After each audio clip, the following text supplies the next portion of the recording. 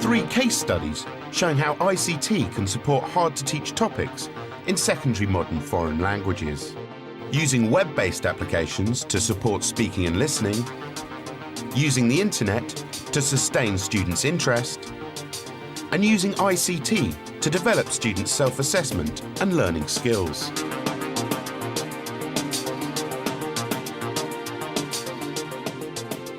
When I went home, after school, I used to go and switch the television on and perhaps, I don't know, read a comic or something.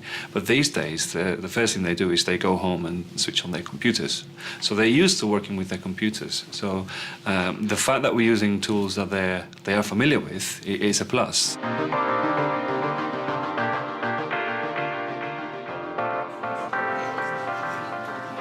These Year 9s are new to Spanish, and they're using some animated speaking avatars on a website. So you choose your character, so click done, and you have the character. I choose male, and you have different genres which have different animations. So I could click on him and it'd come up, and I'd be talking as a snowman.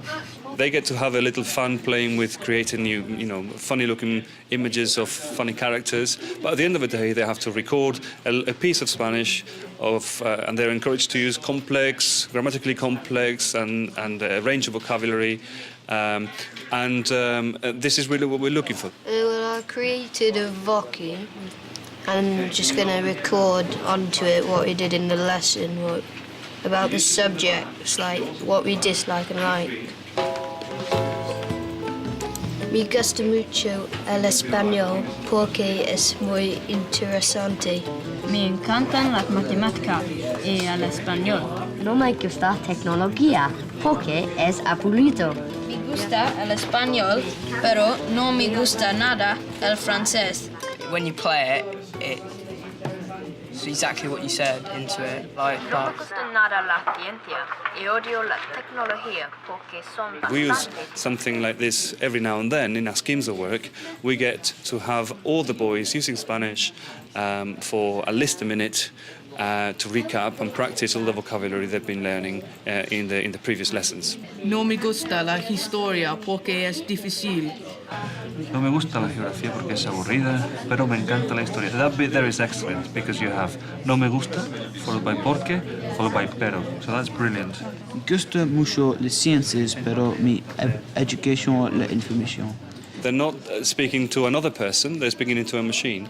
That has a distancing effect, and they are able to perhaps not feel so shy. So they are able to just put the microphones on and start recording the Spanish piece. Then they're able to go back, listen to it, and some of the boys are making the changes. They just go back and re-record it until they get it right. Yeah, I don't know. I might record another one, see whether it's better. Now that I've got time to do that. Well, I'm going to do it again because I mispronounced that. You mispronounced it? You noticed this because you heard it, or did you realise as you were saying it? I realised as I was saying it. Okay, so have another go, and then upload that one. Brilliant. Me gusta mucho el español porque es muy interesante. Yeah, it's good. It helps practice speaking because that's quite important if you did actually go to Spain. I prefer it to if we were just speaking in a lesson or something. It's all quite private. You've got your own headphones. I'm not sure. Maybe it's just like the feeling of having your own personal stuff. The outcome is that the character, at the end of the day, ends up speaking a minute's worth of Spanish. Me gusta mucho el español porque es muy interesante. Pero detesto la música. Pero me gustan mucho las películas que son bastante interesantes.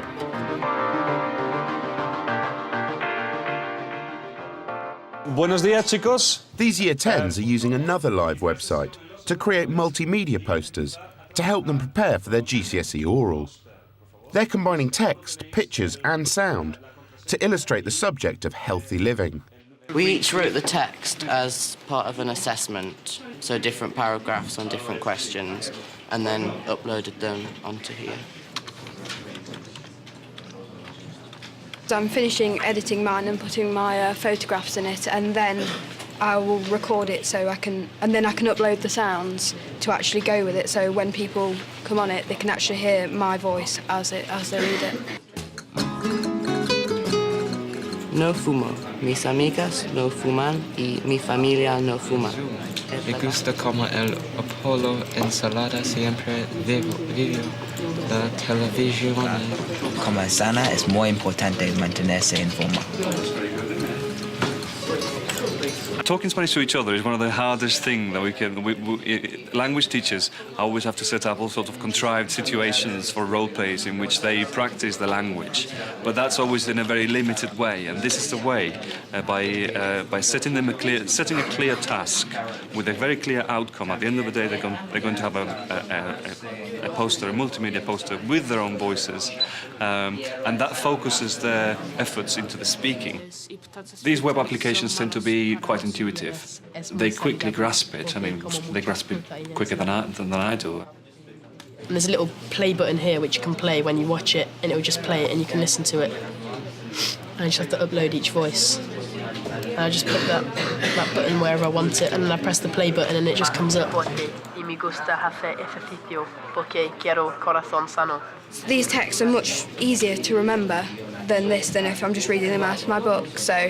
And it gives something for you to do while you're learning, so it really gets into your system. You get it into your head much easier.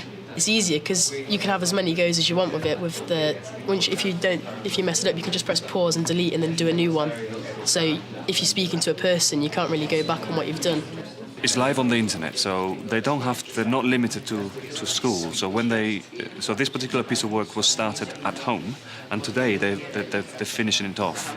Lleva una vida sana tener que comer las verduras y jugar deporte. Somehow they're detached from the fact that they're talking Spanish, so there's much less embarrassment, and it's a brilliant way of getting boys to speak. Because the students' work is saved on an external website, their teacher can look at it on any computer and add helpful comments. This is one from Max, for example, so I can give him advice straight away. So as soon as he's left the classroom, I can go and have a look, and he doesn't have to hand in his book or anything. I just can have a quick look at what he's done. I would say to him, please check the spelling of nobody. Otherwise, well done.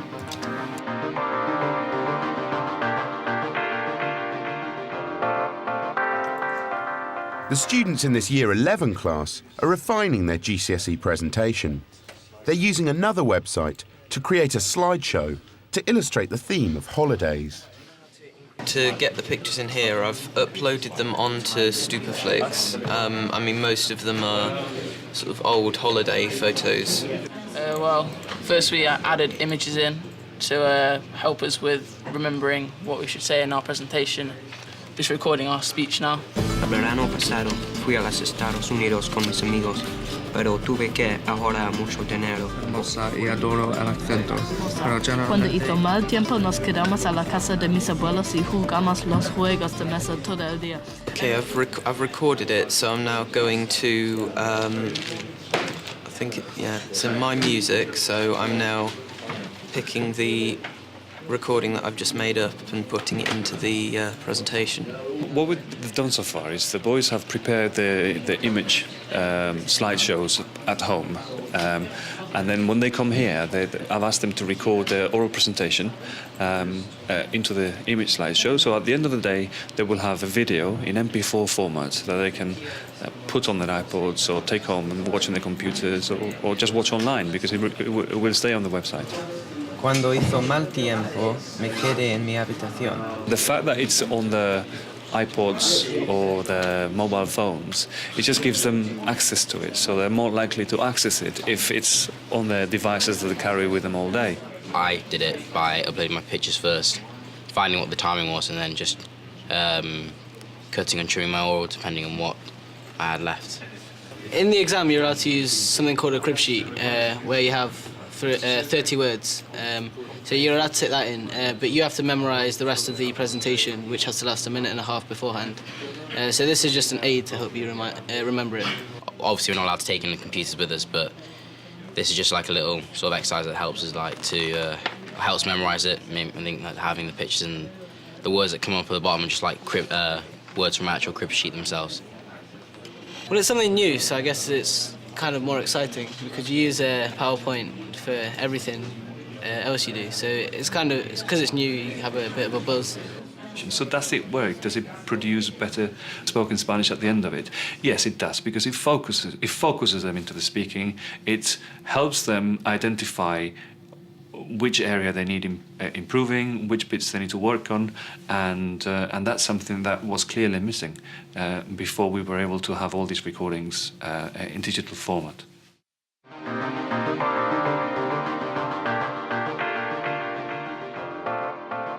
The resources that you can have, just in terms of the internet, can bring a subject to life. I think that's really important, especially for young people who are growing up in a world where image and moving image and sound is so much part of their lives, and technology and digital media is just a huge part of their lives. They wouldn't know how to go into a library and use like a paper system.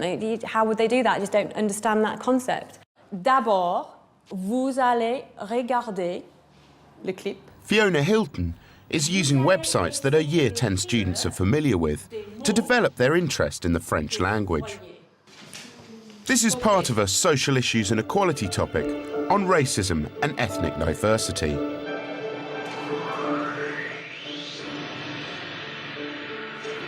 The starter activity was a clip from a website, SOS Racism, which is a French website, and the students were asked to look at the clip and write down as many words as they could recognise, and it's like a different way of comprehension, basically, movement rather than just here's a book and here's an article, what can you understand? Because you've got the music and the visuals, it's very much a media. I mean, they're on YouTube so much that this is something that they can relate to. Préjugé, is that prejudice? Yep. Pure is fear, isn't it? Good, yeah. Make sure everyone hears that one, Kyoshi. Ensemble, is that together? Yep. Once they'd watched the clip, we looked at meaning, they had to discuss in groups what they thought the words meant. Is indifference? Indifference. Is it a cognate? Yeah. There was quite a lot of cognates and near cognates, so that's good for them when it comes to exam skills, saying, like, okay, go for the cognates first, which ones do you definitely understand? And given the context, what can you work out? In twos, if you want to move, you can do. I want you to try and work out what would be for you the opposite meaning to those words. I'm looking for ensemble, which means together, so I'm looking for separately. What about conflict and harmony?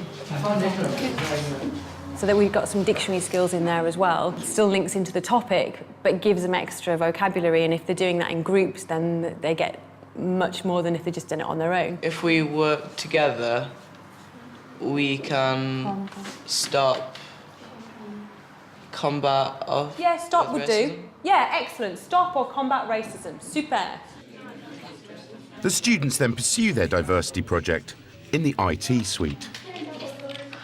We're doing a presentation on like the diversity of France and England, well, Barnsley in particular, and we're like comparing the two differences, like food and culture, and then there's another part of it which is about racism and helping to fight against it. We've made a movie maker. We've made it. We've got some words. We're going to add a voiceover, but that's when it's all complete, and we're going to do that for the food. So, which one? Oh, that one. The little. We already knew just from like personal knowledge most of the restaurants in Barnsley, and sort of included sort of the countries that they were from. En Barnsley, il y a beaucoup de restaurants. Curry. Italian. We're doing about l'établissement, and like we've just like put some pictures on and some information about what it can cause, and like saying that just like facts about it. We've put like l'établissement is like one thing, then we've put like 3 slides with different facts on, and then we've just put a picture with it, written like different facts, like in French and English, and we've just add them on. It says un tiers des adolescents et jeunes femmes fument in France, which is saying like female, a third of them smoke in France. And it's not because I want to keep the figure. Well, we've got about 7 slides on smoking, which is just giving you like a background information on smoking and how many smokers average are in France and what the health risks are of smoking, everything like that. We've been doing some background research. We've researched a lot of the facts online. And we did a French essay and we got marked on it, and we put it into a presentation, so then we can present And then we've it. sort of like adapted some of the facts from his essays and added them to the slideshow. So they're using resources that are there, that they've got, that they can access at home. They're not having to go to a library, they've got it all on the internet. And I would say that even though a lot of the students don't have all of the packages on their computers, I would say 90% of them, 99%, have a computer with the internet on. So that's a resource that we have to say, right, we'll use it. What can you get out of that? We found a list of French-speaking countries. A lot of them are in Africa, and that's because that's where the French colonised, but you don't think of Africa speaking French. And then we went on one that sounded interesting, which is Burkina Faso, because no one else has done that. And then we're on the French Wikipedia for Burkina Faso, and now we're finding information about it. Then we're using Google Translate to turn it into English so that we know what it's saying. And then we're taking some of the French and putting it into this video about Burkina Faso. You could equally just say, right, well, here's some pictures, let's cut them out and put, you know, right underneath as if it was a storyboard. But the difference is that you're using technology and websites that our students use all the time. That's what they grow up with. They've grown up in a digital world. I didn't grow up in that world, but they have, and it draws them in much more quickly, basically. It's interactive. The fact that they're just sitting at a computer screen, choosing what they want, I think that's really important because it gives them a sense of ownership, of, oh, actually, I want to talk about this. And it's just more powerful than them opening a textbook at page 15 and going, all right, well, you know. And it's also really up to date. It's fingertip, isn't it? You're there and you want to know something and bam, it's immediately there. And I think also that's the kind of culture that these students are growing up with. If you want the information, you want it now. Here, they're using an inter-school social network site to communicate with French-speaking students around the world. It's one of my pen pals that from France that I want to get in touch with to see what their food like. And I got in touch with 2 people and found out about some stuff in France. They talk to you in English and then you talk to them in French, so you get to practice your French and they practice their English. Where's this person from? Reunion Island It's off Africa. You should ask her about what food she eats in Reunion, because it's completely different, like typical dishes to what you get in France, even though they speak French.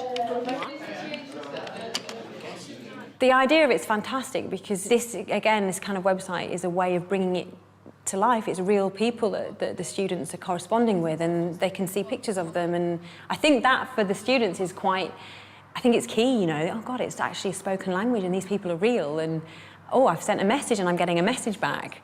Where's the message that she sent back? I sent something like, what do you do at the weekend? Oh, okay. If you don't include ICT or some form of technology in your lessons where you are not up to date with where our students are, they are way beyond that. And I think you have to be giving that in lessons, because otherwise we're not moving forwards with the times. I think we need, as schools, we need to be leaping ahead where actually perhaps we're just dragging our feet.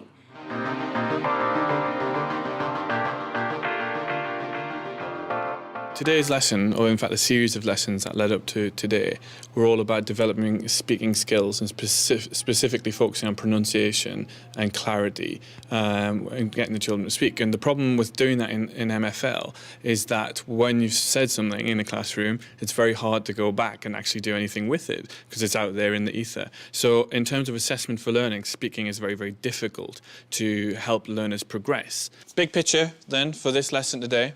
You're going to use your knowledge of French to create an audio-visual presentation on Haiti.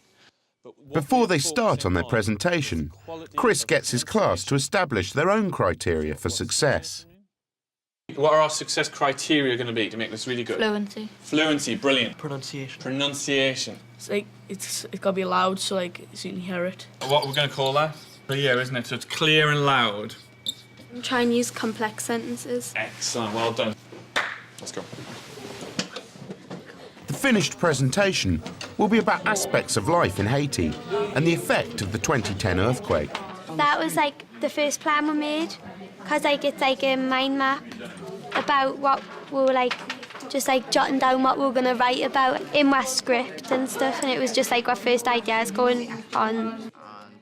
The next stage is to assemble their images and text onto a video editing timeline. You just drag and drop them on. It's really simple software to use, and then you can change the colours of them. You can put effects on things. It's simple, really. We're doing a history of it, and we're doing a little bit about before the earthquake and after the earthquake. We're going to record our voices and put it into the movie, and certainly describe the pictures in French. Tremblement de terre. Malheureusement. Malheureusement. They then record what they've previously written about the subject. Je suis un enfant d'Haïti. Je me réveille, je sens le froid. J'arrive à l'école et je pense que c'est ennuyeux. C'est toi le français. J'ai faim parce que je n'ai pas à manger. Bonjour, je m'appelle Daniel et j'ai 14 ans. We've just done the recording, now we're going to upload it to Audacity and check and get all the wrong bits out. So you go, project import audio. We'll try number 3. And that should be it. Using this software, they can edit their sound recording to improve what they've done. It sounds okay. It does. It sounds better than the others. So I just editing it to make sure we get rid of all the mistakes. Like taking all the gaps that we've missed and all the words I've misread, and then recording them again, then copying them in. But in terms of actually editing anything out, the only thing that you've missed out is here. You've skipped that line there, and you've gone straight from en Haïti, le tremblement de terre. Right, there's still a little bit at the beginning that we can delete, isn't that? Okay. Yeah, that's probably the best we're going to get it, do you think? Yeah. The use of the different technologies, so things like Audacity and Photo Story, the generation of children that we have now, it's second nature to them. They're absolutely immersed in this all the time at home. Once we've tidied it up, we're going to put it into a little movie maker presentation here, which has got pictures of all the stuff which has happened in Haiti. We're going to drag the speech into the timeline, which will add it to our movie. And then we can now make the pictures smaller to fit in with our speech. And then it should be done after that. It's good because it's something different. So that's quite good. It's not that hard to use either. If you make any mistakes, like says there on Audacity, you can just cut it and trim it. I mean, when I speak French, I've got little pauses in between each word because I'm not that fluent, to be honest. And I just go into here and cut it as small as I can. When you put it together, it sounds fluent. So it helps a lot. When you're talking normally, you can't really pick up if you said something wrong. Sometimes if you're concentrating, you can say something by an accident and don't realise that you said it. If you use the microphones, you can play it back and then know that you've done something wrong, and you can re-record if you need to.